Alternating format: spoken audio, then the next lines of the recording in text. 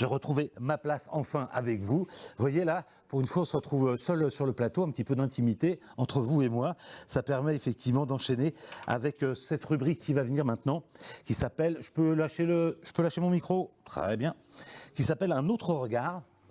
Une rubrique Un autre regard où on va retrouver avec Alain Tronquet, avec le docteur Wagner, avec Christine Salone, on va les présenter quand ils vont arriver, Charlotte Catoire, Emmanuel Boulogne et Anne-Cécile Estève qui étaient là. Viens t'asseoir avec nous Anne-Cécile, comme ça on pourra enclencher. Si à la technique ils peuvent aller me chercher Alain Tronquet et puis Séverine qui étaient juste dehors mais qui ne sont pas encore arrivés, s'ils peuvent venir les chercher, ça serait très bien. Voilà, une fois qu'ils seront en plateau, ben on va pouvoir enchaîner. Venez vous asseoir pour ceux qui viennent nous rejoindre maintenant. Tenez, je vais vous donner un micro. Très bien. On est en direct là. Hein. Là, on passe. Venez vous asseoir. Emmanuel Boulogne qui est là. Mais Emmanuel, bienvenue avec nous sur Un autre regard autour de ce sport santé. Alors, et avec nous, rappelle-moi ton nom que je ne dise pas de bêtises. Charlotte Catoire, il nous manque qui du côté de notre regard, c'est Christine Salone qui était tout à l'heure sur le banc, on l'a vu quand on est parti faire le live sur les terrains, elle ne devrait pas tarder à venir nous rejoindre. Voilà. Du côté de Tiger, notre réalisateur, on va peut-être commencer par un petit témoignage parce que ce matin on avait attaqué, je vous rappelle que les marraines de cette journée et surtout du sport santé pour la Fédération française de rugby, il y a 2 joueuses de l'équipe de France, Madame Siaofani du rugby à 7, vice-championne olympique s'il en faut. Que ça, c'est déjà pas mal. Hein. Et puis du côté du Stade Français, la joueuse de l'équipe de France de rugby, dont je vais retrouver le nom, Léanique Corson, évidemment, qui ont laissé un petit message, parce qu'évidemment, les activités sportives ne leur permettaient pas d'être aujourd'hui avec nous.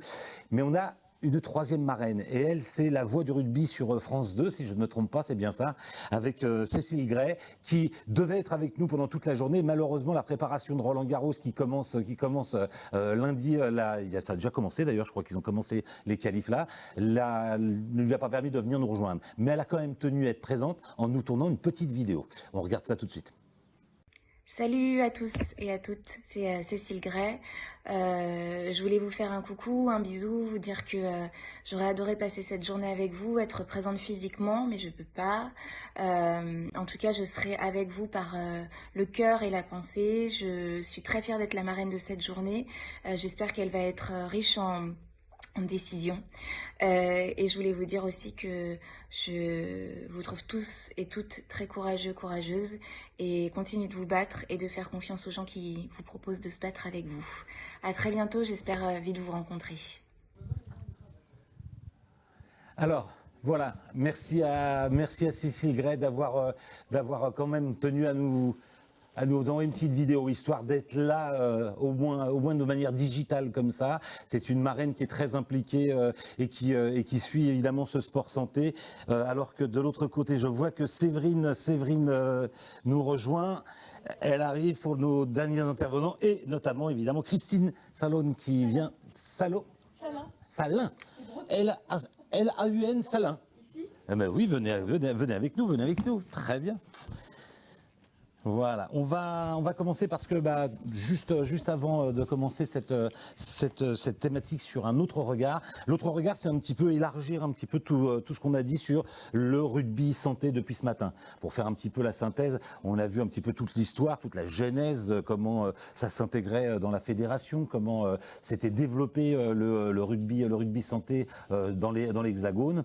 On a fait un point juste avant vous avec la partie médicale, un petit peu plus touchy au niveau scientifique sur les véritables bénéfices, comment ça s'intégrait dans la thérapeutique, comment ça permettait aussi de mieux supporter les traitements, comment c'était un facteur de lien social, comment c'était un libérateur sur un plan psychologique pour des gens qui ont vécu des traumatismes liés à ce genre de pathologie. On a vu qu'il n'y avait pas qu'une seule pathologie non plus, il n'y a pas que le cancer, même si effectivement c'est celle un petit peu qui a motivé les premières expériences autour du rugby santé. Enfin bref, dans son sens le plus large. On va encore élargir cet horizon avec vous tous, ici, sur un autre regard, à commencer par un regard tout spécifique, tout artistique, qui est le tien, Anne-Cécile.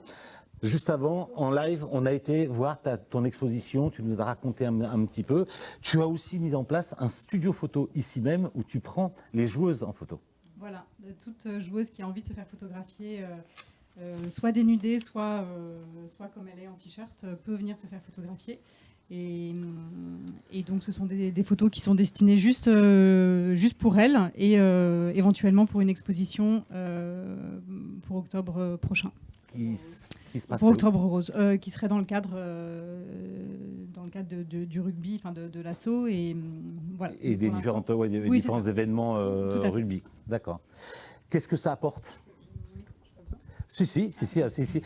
Le micro, il permet justement à tout le monde de t'entendre, même si tu n'as pas l'impression là du coup qu'il passe dans les ondes sur le web pour t'entendre.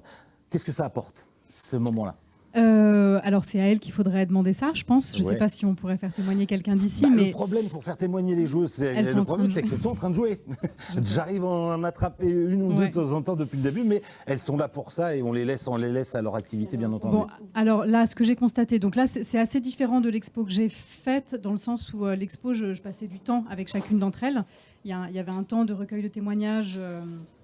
Et ensuite donc d'à peu près d'1 heure, et ensuite il y a à peu près 1 heure de prise de vue, et donc elles ont le temps de décharger des choses, de laisser remonter les émotions, etc. Voilà, donc ici j'ai très peu de temps, on fait que les photos, on a assez peu de temps pour échanger, et malgré tout il se passe quand même quelque chose, juste quand je leur demande, j'essaie de leur demander parfois d'essayer d'exprimer physiquement ce qu'elles ressentent à l'intérieur. Et alors, il suffit que je dise comment tu te sens aujourd'hui. Et alors là, il y a plein de choses qui remontent. Et de se voir après en photo, il y en a une qui est... Ces choses-là remontent aussi chez toi, hein. Ah bah oui, ça se sent quand on parle. On sent que l'expérience, ça te laisse pas de marbre du tout. Ah non, c'est aussi fort. Enfin, je sais pas si c'est aussi fort pour elle que pour moi. En tout cas, pour moi, je peux parler que pour moi, c'est très fort.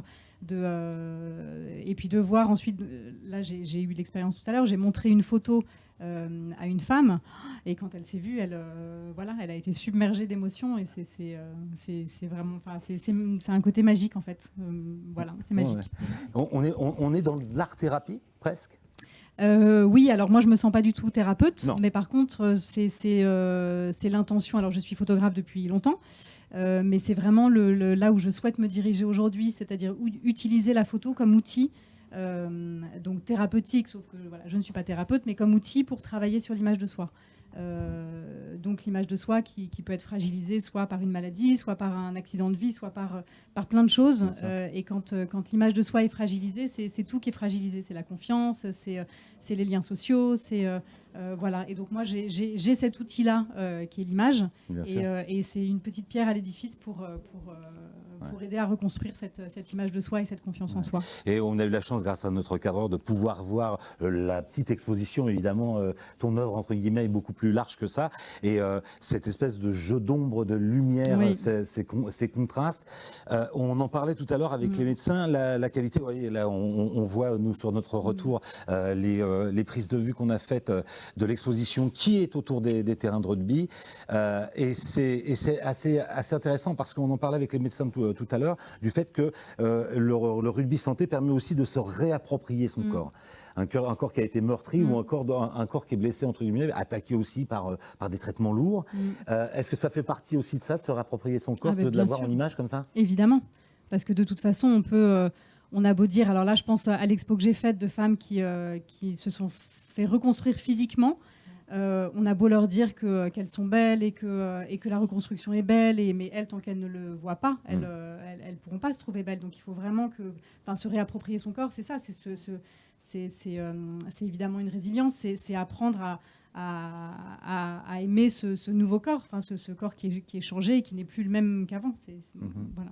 Okay. Si on veut partager parce qu'on est en web TV, via le web, est-ce qu'il y a un endroit où on peut voir ton travail, où on peut te contacter aussi, parce que j'imagine qu'il y a peut-être des femmes qui sont dans le cas de figure dont on parle et qui se disent moi j'aimerais bien aller voir Anne-Cécile. Oui, alors il se trouve que j'ai monté depuis cette exposition qui s'appelle MU et qui a été exposée pour la première fois en mars dernier.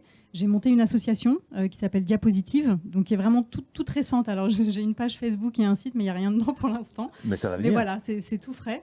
donc qui a pour but d'utiliser la photo comme outil thérapeutique. Très bien. Mais en attendant qu'elle se remplisse un peu, cette page, vous pouvez aller consulter mon site internet.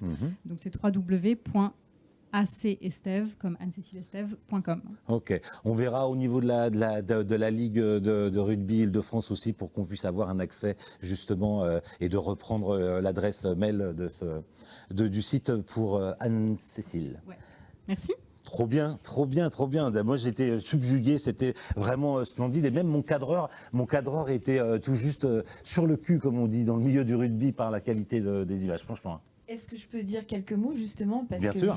je trouve que son travail est formidable car quand une femme est touchée par la maladie, quand on la touche, c'est toujours pour des traitements, pour quelque chose de lourd psychologiquement. Et à partir du moment où on a un regard, parce que quand vous êtes malade, on ne vous regarde plus, surtout quand vous êtes une femme, vous n'existez plus dans le regard des autres, ça dérange énormément. Donc en fait, toi tu as su, je te tutoie, hein, t'as su les regarder et les aider à retrouver cette féminité, se sentir à nouveau des femmes. Et c'est vrai que le corps ne sera plus jamais comme avant, mais comme je leur dis toujours, vous êtes en vie, les filles, vous serez différentes, mais vous existez, vous êtes en vie. Donc moi je trouve que c'est bien de soutenir ce type d'association, et c'est bien de l'avoir lancé, c'est courageux, parce qu'aujourd'hui c'est beaucoup de travail, je le sais, j'ai 40 ans d'humanitaire, donc je le sais. Franchement, bravo à toi, vraiment. Merci beaucoup. Oui. Non, mais vraiment, tout à l'heure, on en parlait avec William, un des joueurs, un des rares hommes à être dans le rugby santé, et on sait qu'on en manque, et on sera d'autres dire engagez-vous les garçons, venez, vous allez vous faire plaisir, vous verrez, et qui nous disait justement ce qui est important aussi, c'est que moi quand je vais au rugby santé, je suis plus un malade. Voilà. Dès que je rentre dans le vestiaire, je suis plus un malade. Et de la même manière, là, d'un seul coup, elles deviennent modèles.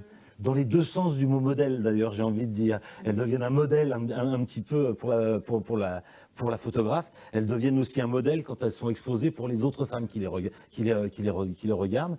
Et ça, je pense que c'est très intéressant. Ça fait une analogie qui a du sens. On reviendra avec toi juste après. On va aller sur une autre facette des choses. Parce que, on le disait en début de matinée, il y a beaucoup de choses dans le sport santé entre guillemets qui se met en place, et il y a beaucoup d'initiatives. On a même vu des équipes de soignants qui rencontrent d'ailleurs des fois des équipes de rugby ou de sport santé.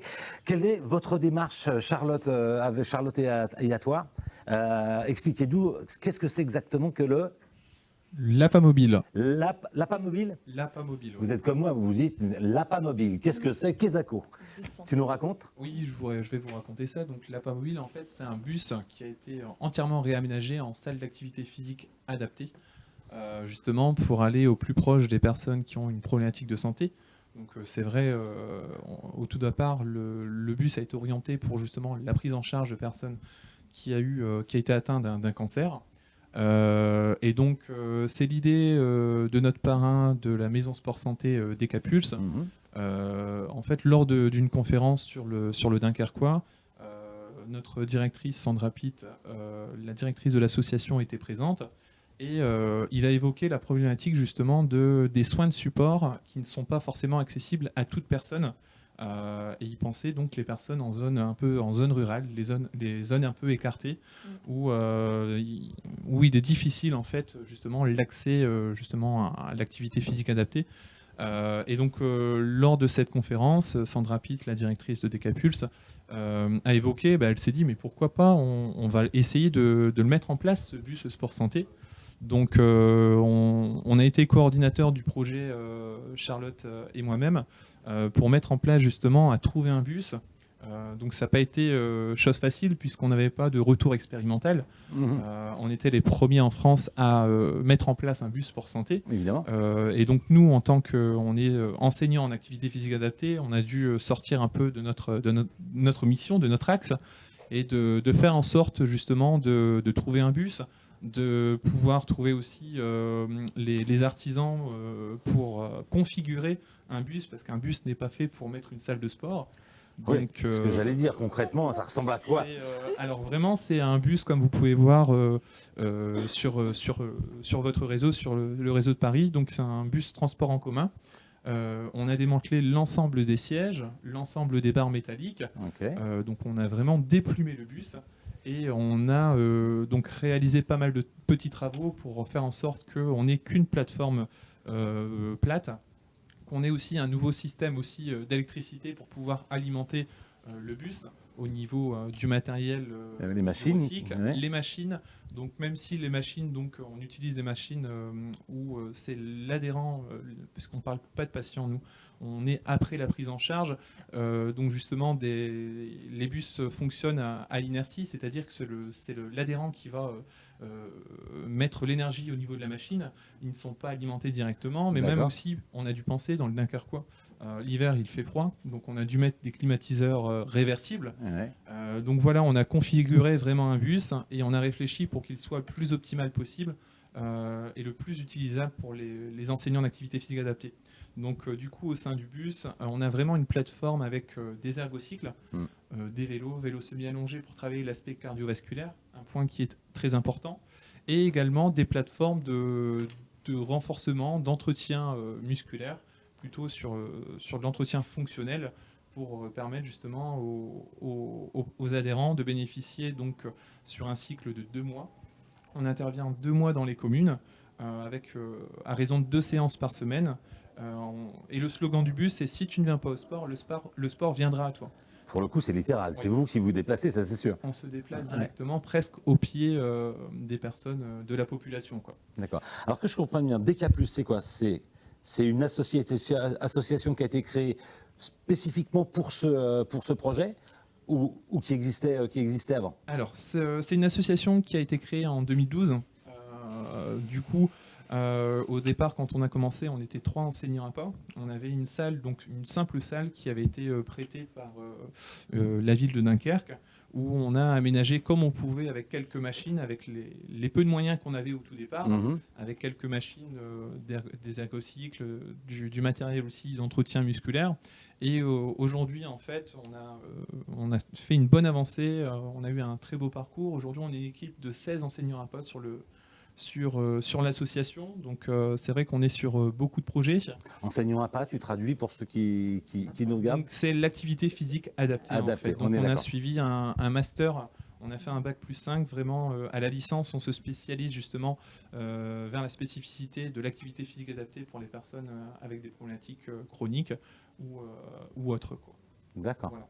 Charlotte, donc ça a été ton parcours à toi aussi? Je suis arrivée un petit peu plus tard qu'Emmanuel dans l'association.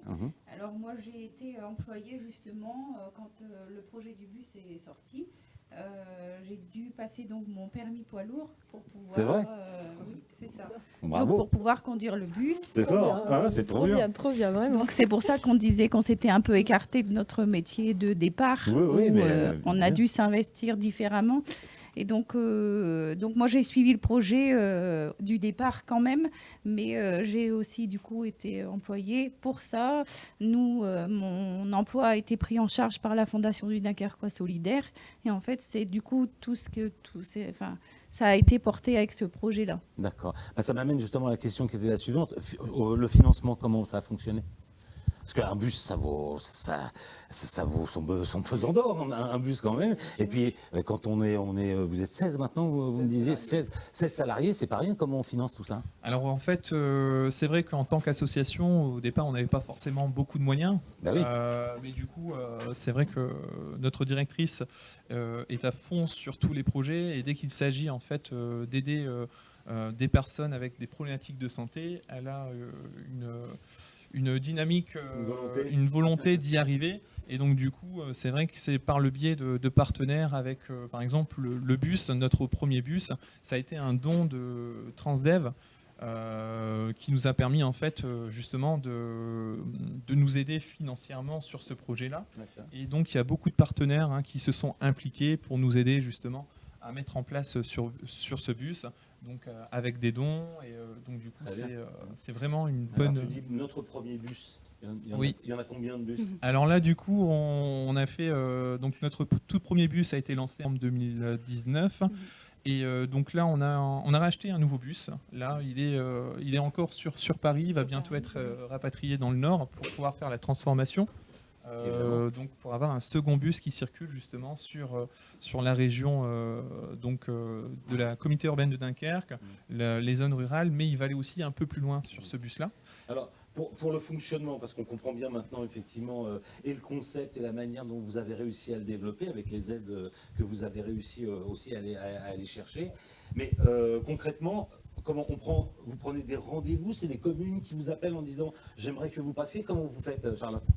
Eh ben, écoutez, il y a les deux façons de faire. Soit nous démarchons les communes, ou soit les communes ont entendu parler de nous, et dans ce cas, c'est la démarche inverse. D'accord. Mais oui, il y a toujours une prise de contact avec les communes. On ne peut pas arriver sans avoir prévu d'y être. Il y a toute la logistique qui va avec le stationnement, et puis le fait de sensibiliser les gens à notre venue pour que quand on arrive, il y ait des gens qui participent aux séances. Et les gens, est-ce qu'ils doivent candidater, est-ce qu'ils doivent s'inscrire, comment ça se passe? Donc oui, en fait, on a une ligne unique spéciale. Donc on a le numéro de l'APA mobile sur les communications qu'on effectue au sein de la population. Donc il rentre directement en contact soit avec Charlotte, soit avec moi-même. Donc on établit un premier rendez-vous. Donc même si c'est une séance collective, parce qu'on peut prendre en charge au sein d'une séance 6 personnes quand même au sein du bus, il y a une première phase qui est très importante, c'est l'entretien individuel. Pour mettre en connaissance justement les problématiques de santé de la personne, les traitements qu'elle a subis et qu'elle subit, par exemple si elle est en cours de traitement, des informations importantes pour l'enseignant à pas. Connaître aussi son parcours sportif, si c'est une personne qui a déjà été sportive au tout départ, qui a été active, ou si c'est plutôt une personne sédentaire de base, pour ensuite nous orienter notre prise en charge. Et on effectue aussi une série de tests physiques pour vraiment connaître la personne au niveau de ses capacités physiques, au niveau de l'endurance musculaire, au niveau de sa force, au niveau de sa souplesse, au niveau de l'équilibre. Et ces tests-là, on va les réitérer à la fin du protocole pour connaître les évolutions.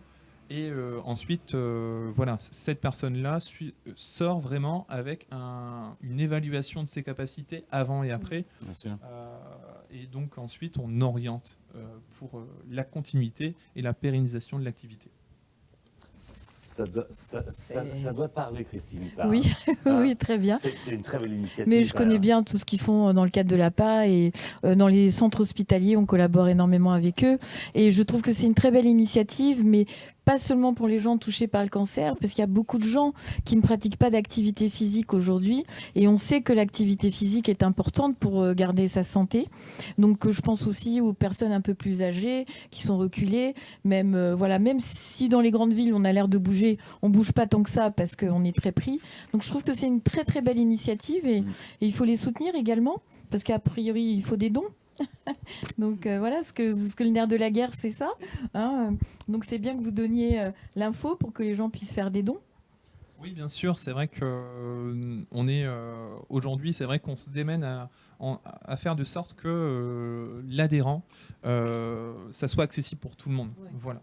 Donc d'un côté, c'est vrai que ce qu'on propose, en fait, on essaie de toujours négocier également, par exemple, avec les villes et communes pour avoir une dégression au niveau du tarif et une participation des CCAS, des communes. Et généralement, ce qui est bien, c'est que dès qu'il y a la possibilité, les communes ou les villes jouent le jeu. Et donc, du coup, c'est vrai que notre but, notre mission, et l'objectif de Sandra, c'est de faire à ce que les tarifs, depuis 2012, on est resté vraiment sur la même participation financière, la même grille tarifaire, sur la même grille tarifaire, et donc c'est vraiment notre objectif de faire à ce qu'en sorte une personne qui n'a pas forcément les moyens, elle peut quand même participer en fait à des séances d'activité physique adaptée. Grosso modo, depuis le début de l'activité, vous avez touché combien de personnes? On a une idée? Alors, sur un protocole, sur les protocoles de 2 mois où les personnes ont vraiment bénéficié d'une prise en charge complète, on est à, je pense qu'on a fait déjà, on doit être aux alentours de 250 prises en charge. Or ensuite, parce qu'on a fait aussi énormément, on utilise vraiment le bus dans d'autres prestations pour faire de la prévention, et on a vraiment sensibilisé énormément. C'est un super outil, puisque avec la communication du bus, c'est vrai que les gens viennent et on les sensibilise aussi, et on fait de la promotion à faire de l'activité physique adaptée. Donc voilà. Je rebondis justement, donc on va dans les milieux ruraux, mais en fait on va aussi dans les quartiers prioritaires. Donc on ne fonctionne pas tout à fait de la même façon. Malgré tout, on est là aussi pour sensibiliser toutes les personnes et tous les milieux sociaux ou culturels. Et du coup, on intervient aussi dans les quartiers prioritaires avec le bus. Mais ce qui est bien, c'est que justement, si je puis me permettre, Oui, voilà, ce qui est bien, c'est que on sait que la maladie mène beaucoup à la précarité. Et trouver une activité où ça coûte pas d'argent, c'est pas évident du tout. Nous, on a lancé le sport santé, parce que ça fait 14 ans qu'on a lancé IRL. On a lancé le sport santé avec le professeur Bernard Debré, qui était mon président d'honneur, et qui est parti. Et en fait, on se rend compte comme c'est essentiel, et comme tout le monde n'a pas accès financièrement. Donc là, le fait d'avoir adapté, d'être aussi dans des quartiers sensibles, où tout le monde ne peut pas, je trouve que c'est une excellente idée. Encore une fois, il y a des gens de qualité ici, c'est bien. Et puis surtout, oui, et puis surtout, c'est des jeunes. Ah, ça c'est bien. Qui sont sur les. On peut aller se reposer nous maintenant. Hein. Exactement. Parce que moi je suis un peu fatiguée quand même. Là où certains se permettent de dire qu'il y a une jeunesse désabusée, qui ne s'intéresse pas à grand-chose, il y a une vraie activité. La jeunesse est belle et engagée. Exactement. Voilà. Et ça, c'est à noter, ça fait partie de ça. Et Christine, justement, ça me permet de rebondir. C'est qu'on parlait de moyens, on parlait de projets, et que dans le fonds de dotation dont tu es la présidente, RL, on venait d'en parler à l'instant même, c'est un petit peu ton ADN, ça, non ? Alors moi, oui, donc ça fait, je disais, 40 ans que je fais un peu d'humanitaire et je travaille quand même à côté, donc c'est bénévole. On a entre 100 et 200 bénévoles, on en avait 200 avant le Covid, j'ai réduit un peu à 100. Nous, ce sont que des professionnels dans leur métier. Donc ça peut être un psychiatre, un comédien, un coiffeur, un DRH, un avocat. On suit à peu près 1500 à 2000 femmes à l'année touchées par le cancer, pendant et après. Parce que l'après est extrêmement important. Il y a beaucoup de récidives quand il n'y a pas d'accompagnement après. Il y a beaucoup d'accompagnement pendant, mais après, on oublie. Voilà. Et c'est là où elles ont énormément besoin d'être accompagnées. On a un programme qui s'appelle Souffle de Violette, comme un second souffle pendant et après la maladie. Et donc, nos patientes, on les appelle les violettes. Donc, elles adorent. Voilà, c'est quelque chose de beaucoup plus agréable. Je travaille actuellement aussi sur l'endométriose et on va les appeler les cerises. Voilà, on a travaillé avec les médecins là-dessus parce que ça aussi c'est un mal peu connu mais qui touche énormément de femmes et qui est très difficile au quotidien. Qui est un petit peu plus médiatisé ces derniers temps, mais les gens ne connaissent pas. Voilà, si on parle d'endométriose, les gens ne connaissent pas vraiment ou très peu. Voilà. Donc l'idée c'est d'accompagner, d'être là avec des vrais professionnels, d'être engagés. Là, je trouve que l'engagement en France est beau. Moi, j'ai fait le Téléthon pendant 10 ans. Donc, on en a vu des choses ensemble. Pour ça, je dis, je vais me reposer un peu maintenant, parce que je vois que la jeunesse, elle bouge. C'est très, très bien. Voilà. Et puis, les Rubies, je les suis depuis pratiquement le début. Thibaut Cochet est un ami. Il fait un travail remarquable. Donc ça, moi, quand même, il faut le souligner. L'engagement bénévole est prenant. C'est pas toujours évident. Ce sont beaucoup de sacrifices. Et puis, nous, on a lancé de notre côté la box thérapie. Qui fonctionne aussi très bien. Et la boxe thérapie, ça a été initié par un boxeur qui s'appelle Kamel Abdesalam. Et donc, on a lancé les premiers cours pour les femmes touchées par le cancer. Voilà. Et on va les lancer aussi pour les soignants. Parce que les soignants, ils ont beaucoup, surtout avec les 2 ans de Covid, c'est extrêmement dur ce qu'ils ont supporté. Là, j'ai une soignante qui justement a fait une tentative de suicide, que j'épaule depuis 2 jours. Nous, on fait aussi beaucoup d'accompagnement, moi je fais beaucoup d'accompagnement en soins palliatifs, fin de vie, à domicile ou à l'hôpital. Donc je suis vraiment dans la réalité de ce qui se passe sur le terrain. Je ne suis pas une présidente de décor, voilà. Je vais sur le terrain, je suis active et c'est ça qui m'intéresse. C'est ça qui te ramène aujourd'hui aussi. Voilà. Avec nous, Et la précarité qui est extrêmement grave dans notre pays, qui est importante. On fait beaucoup de social, énormément, des maraudes aussi, parce qu'il y a beaucoup de femmes à Paris qui ont un cancer et qui vivent dans la rue. Voilà, et qui sont traitées mais qui vivent dans la rue. Donc on travaille avec les médecins là-dessus. Mais la maladie mène beaucoup à la précarité. Beaucoup de maris quittent leurs femmes quand elles ont un cancer. Les enfants se retrouvent seuls. Il y a un manque d'argent qui est concret, qui est là. Donc il faut savoir intervenir tout de suite et les aider aussi dans l'emploi. Revenir à un emploi, c'est ce qu'on a initié en France. Maintenant, il y a beaucoup de choses qui ont été montées. Je suis très contente, moi, d'avoir été copiée, que beaucoup de choses se passent en France. Mais aider à retrouver un emploi, aider à retrouver sa féminité, son corps, une famille, retrouver une vie après toutes ces épreuves qui sont extrêmement dures. on parlait d'un sein, mais quand on perd un sein, quand on est une femme, un sein ou deux, parce que j'en vois souvent deux aussi, Oui, bien sûr. mais c'est horrible. N'importe quelle femme, quand on lui enlève un sein, mais c'est horrible, on s'effondre. Il faut pas se le cacher. Donc, c'est hyper difficile quand quelqu'un vous dit « Oui, mais bon, ça va aller, on va te reconstruire ». Bah, des fois oui, puis des fois non, parce que c'est difficile. Et puis, on sait rarement que quand on a un cancer, la reconstruction, il faut avoir un peu de forme. Parce que si on n'a pas de forme, eh ben, c'est pratiquement impossible de vous reconstruire. Ouais. Voilà, il y a beaucoup de choses qu'on découvre comme ça. Donc voilà, je trouve qu'il y a de belles initiatives. Les Rusbies, c'est très important, hein, parce que maintenant, ça réunit plusieurs femmes de plusieurs pathologies.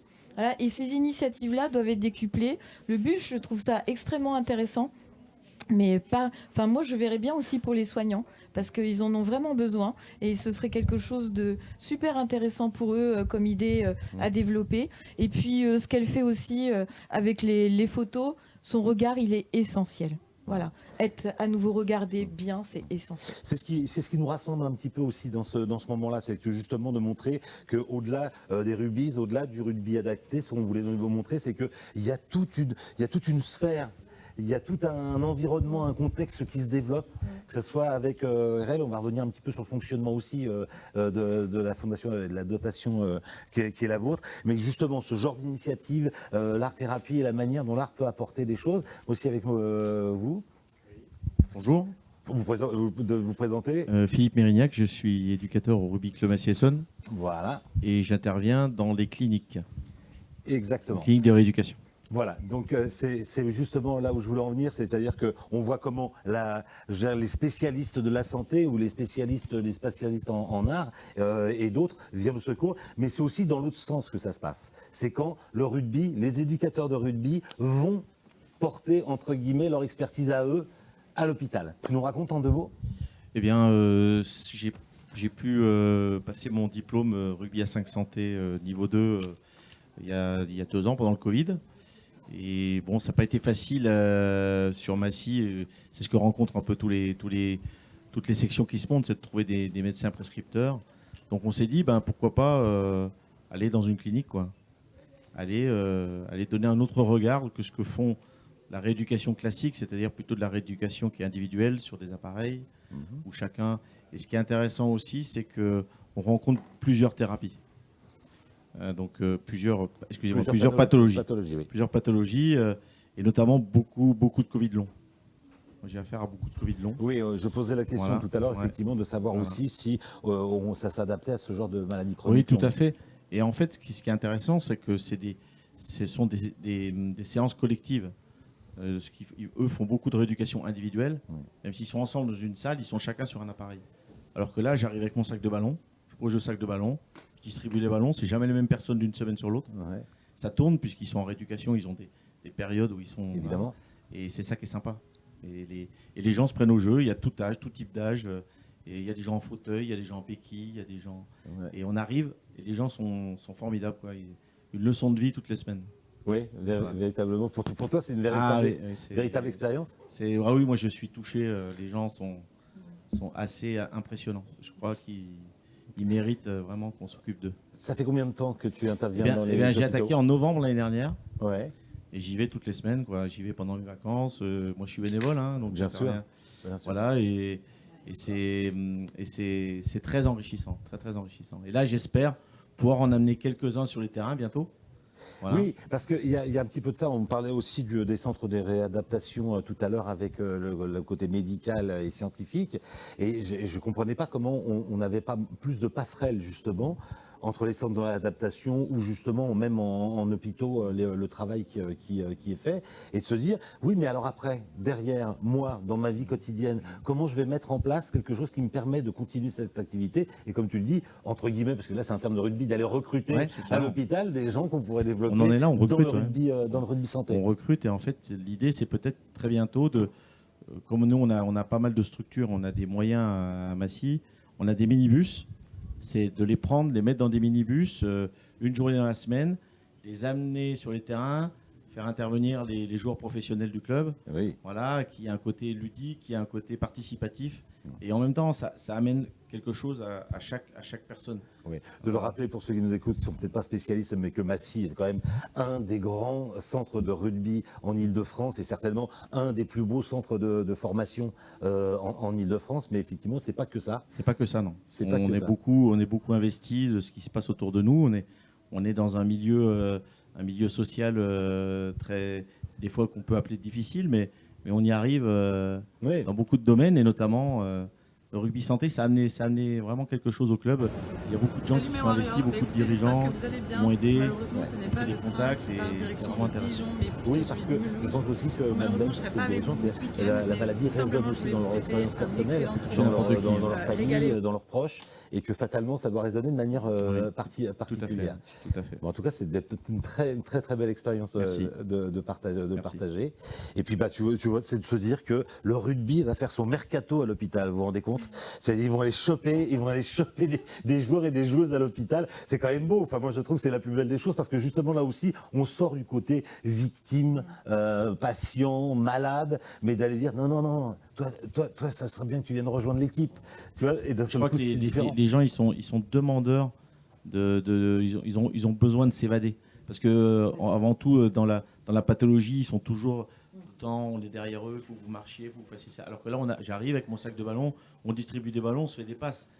On réadapte en fait Moi, je suis éducateur chez les tout petits depuis une douzaine d'années, et je réadapte en fait ce que je fais avec les tout petits le mercredi. Ouais. Je les réadapte aux personnes. Et je leur dis attention, je leur dis là, les moins de 6 ans y arrivent, vous devez y arriver. Voilà. Évidemment. Et c'est ça qui est chouette. Bah, évidemment, j'imagine.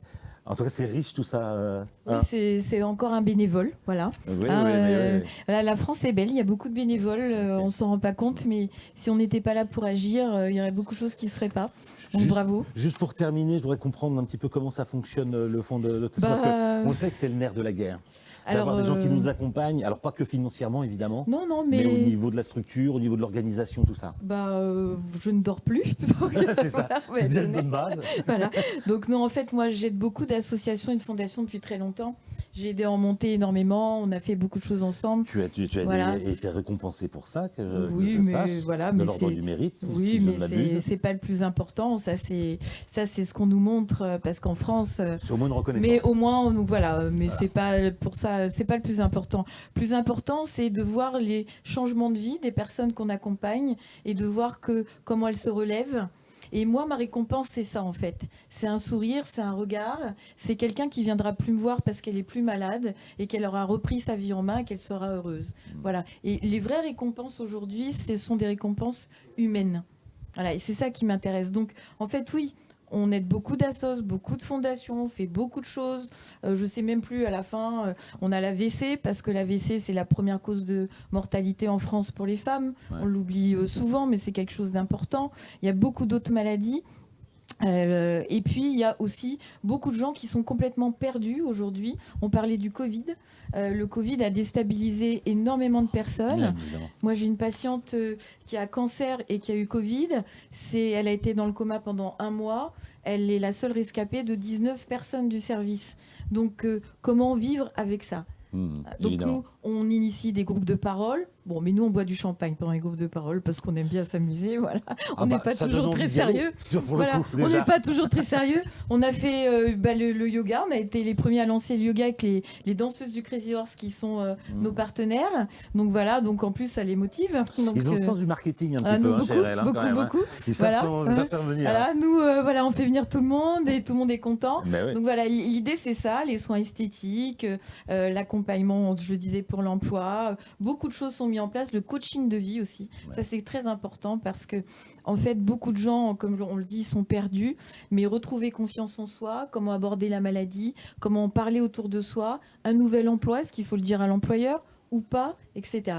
Et l'activité physique, on accentue beaucoup là-dessus. Et justement, c'est l'activité physique, je me dis, mais pourquoi il n'y aurait que la région de Dunkerque qui aurait le droit à ça ? C'est le Nord. C'est le Nord. C'est le Nord. Non, notre objectif aussi, c'est au niveau de la maison sport santé, c'est qu'il y a un essaimage en fait de ce projet dans l'ensemble du territoire. Et donc, on a développé au sein de notre maison sport santé, notre formation pour faire en sorte que c'est presque clé en main pour, par exemple, une collectivité qui désire un bus dans son secteur.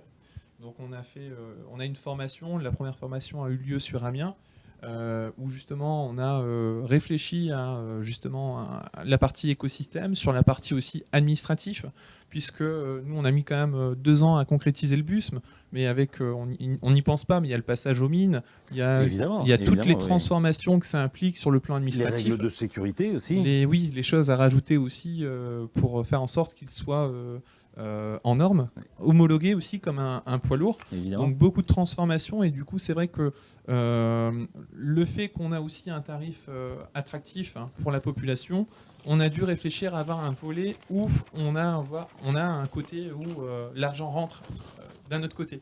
Donc on a anticipé une formation aussi pour faire en sorte que les collectivités puissent avoir leur bus sur leur territoire. Donc voilà, donc c'est on en veut tous, hein, Ouais, on voudrait pas dire, mais contactez-nous.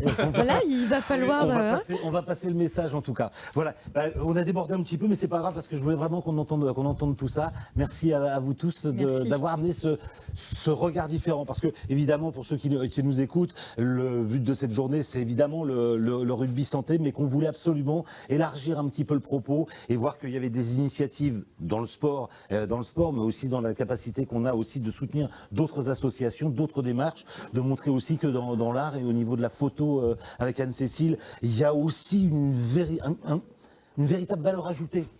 Une véritable valeur ajoutée par rapport à tout ça. C'est des petits plus qui font qu'aujourd'hui, et que demain on espère on pourra apporter. C'est que surtout les citoyens en France s'investissent, voilà, et font la France de demain. Et moi je trouve que c'est ça qui est bien. La jeunesse, on le disait, est belle, mais c'est vrai, et tout le monde agit, et c'est ce qu'il faut. Passons à l'action, arrêtons de se masturber l'esprit, comme je dis toujours, passons à l'action. On va terminer sur cette belle maxime. Moi, je crois que ça va très bien avec ce thème.